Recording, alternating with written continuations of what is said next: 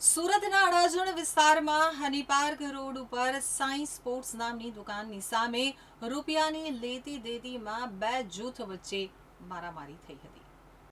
સુરતના અડાજણ વિસ્તારમાં હની park road ઉપર ભીડભાડવાળા આ રસ્તા ઉપર અચાનક જ 7 થી 8 લોકો એકબીજા ઉપર તૂટી પડ્યા હતા.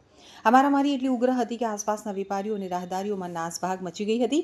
સ્થાનિકોએ સમગ્ર ઘટનાના લાઈવ વિડીયો મોબાઈલમાં કેદ કર્યા હતા, જે હવે સોશિયલ મીડિયા ઉપર વાયરલ થઈ રહ્યા છે.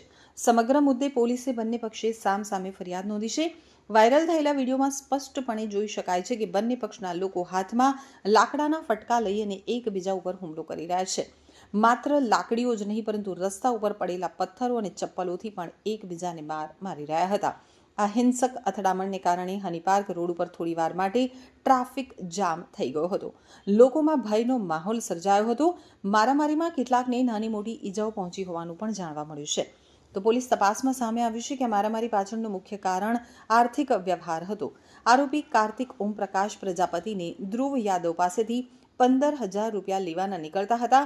આ રકમની ઉઘરાણી બાબતે બંને વચ્ચે છેલ્લા કેટલાક સમયથી ખેંચતાણ ચાલી રહી હતી.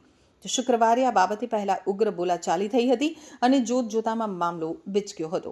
સામાન્ય રકમની લેતી દેતીમાં બંને પક્ષોએ હિંસક સ્વરૂપ ધારણ કરી રસ્તા ઉપર જંગના મેદાન જેવી સ્થિતિ સર્જી હતી. ઘટના બાદ અડાજણ પોલીસનો કાફલો ઘટનાસ્થળે દોડી ગયો હતો અને પોલીસે આ મામલો થાળે પાડી બંને પક્ષોને પોલીસ સ્ટેશન બોલાવ્યા હતા. સમગ્ર મામલે સામસામી ફરિયાદ નોંધવામાં આવી હતી. પ્રથમ ફરિયાદ ધ્રુવ યાદવે નોંધાવી છે, જેમાં કાર્તિક પ્રજાપતિને આરોપી બનાવવામાં આવ્યો હતો. જ્યારે બીજી તરફ ઓમ પ્રકાશ પ્રજાપતિએ પણ ફરિયાદ નોંધાવતા ધ્રુવ યાદવ અને સની આહિર સામે ગુનો દાખલ કરવામાં આવ્યો છે. પોલીસે રાયોટિંગ અને મારામારીની કલમો હેઠળ ગુનો નોંધી વધુ તપાસ હાથ ધરી છે.